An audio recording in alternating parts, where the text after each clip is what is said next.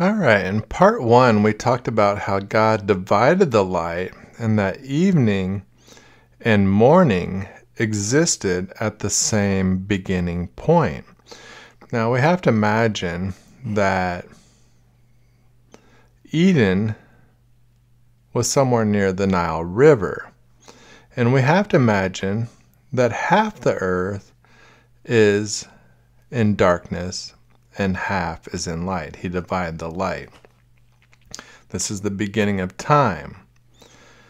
Now, in this scenario, we're going to say that evening begins for the Garden of Eden. The thing to keep in mind, for the opposite side of the earth, the beginning of time is in daylight and begins for them. So we just have to keep that in mind and then look at the biblical story. So here, Eden is in the dark, beginning in evening, but the rest of the world began with light. It starts at a moment in time. And so as we come around, now it would be in the light in Israel or Eden. And then we come back to the evening to complete day one, from evening to evening. Okay, now we're going to look at the other view and still keep in mind that half the earth is beginning at night. It's a moment in beginning of time, 0.0 seconds, and then moving to 24 hours.